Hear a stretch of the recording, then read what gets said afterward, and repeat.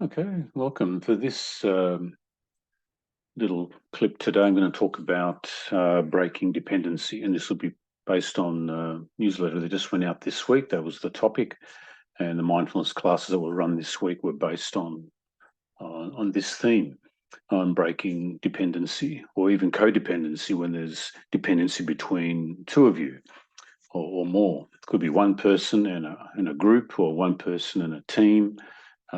Could be at work, could be at home, could be an institution, an association, could be a major organization you have a dependency on. So dependencies can happen in lots of different ways. And so I'll focus on one-on-one for this little bit today. And the feedback and the feedback from the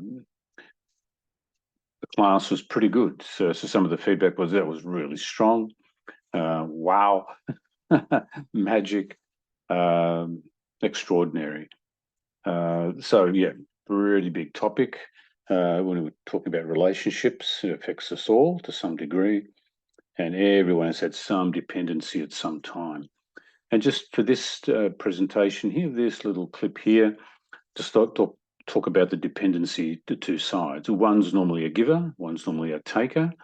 If you're the giver, you tend to be the one that, if you're giving, and not really getting much back, when you leave that person, you normally feel either drained or exhausted or um,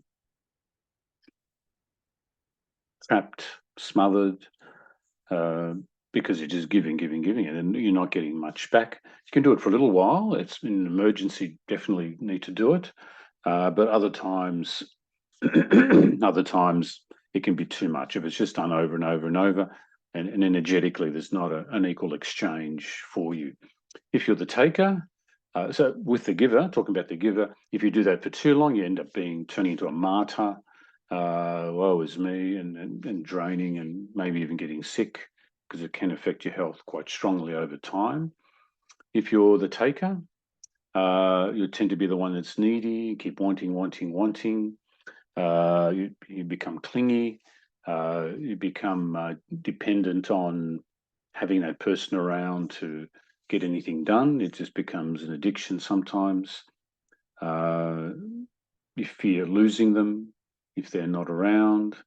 Uh, and so if that's happening and you're needing them a lot, and you know you're doing it, a lot of times it's unconscious. You tend to be the taker. And if you do that for too long, you can end up turning into a victim, where you just have to have someone around you. You're not really dependent on your own self. So they're the two extremes. And in life, we get variations of that. Um, Now, trying to change it, that's another story, because even though when you know that you're doing it, because it tends to be subconscious and it tends to relate to childhood, very hard to change consciously. So, which is why the mindfulness body-based work is really good. And the classes are really good to help you access yourself, go in, deepen into yourself, and then at that subconscious body-based level, rather than trying to change it intellectually, there you can access that pattern, that attachment that you had probably from childhood, and it can fall into one of those four basic attachment patterns.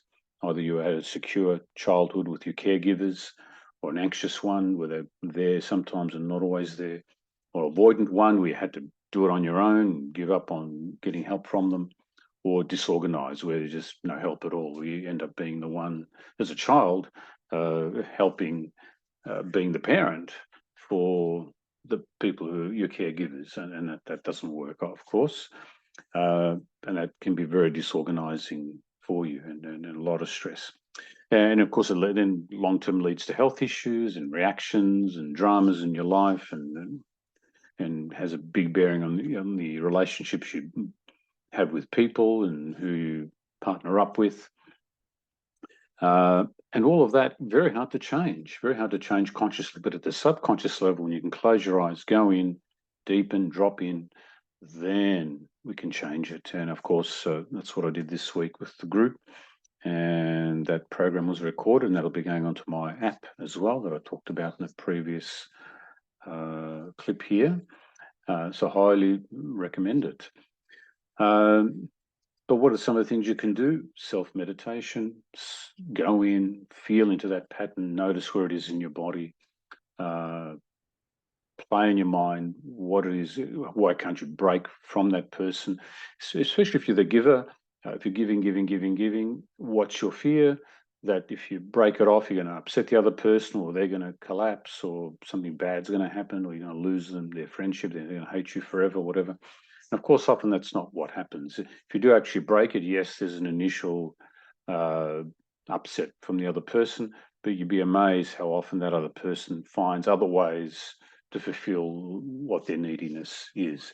And then you can look after yourself, recharge yourself, put more time into your self-care, and then go back to that person and offer more quality help and limited help, and not excessive help where you feel drained. So when you leave that person, you don't feel the drain, you feel adequately satisfied, and eventually they'll learn that that's what you can afford to give them, and they'll like it because that can go long term. Whereas if you just keep giving, eventually it just blows up, and then you lose a friendship forever, or that connection with that sibling forever, brother or sister, or um,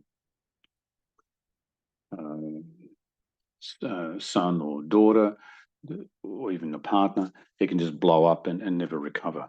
So you don't want to get to that stage. You want to break it before that. Let them know what you're doing. But to do that, you've got to go in and be able to dislodge and let go and bring up what you fear is going to happen, which probably happened in childhood, which is not going to happen to this extent this time. So it's very different. Got more resources in you now, and you want to be able to release that old pattern and breathe through it and finish off what didn't get finished off to be repaired from your childhood relationships. So now you can say no easier, you can step away easier. And of course, that can happen between siblings, like I was saying, between husband and wives, and boyfriend, girlfriend, any two close friends. It can happen at work, like I said, and you want to be able to dislodge that and be going in, feeling what that pattern is, letting it go, and that's what that program is. And I highly recommend. Download the app from Soundwise there. Go to my website, relaxedmind.com. 15-day trial, you can give it a go. And that program isn't there just yet, but that will be probably there by the time you've probably heard this. And give it a go. See how you find it. Thanks for watching. See you again.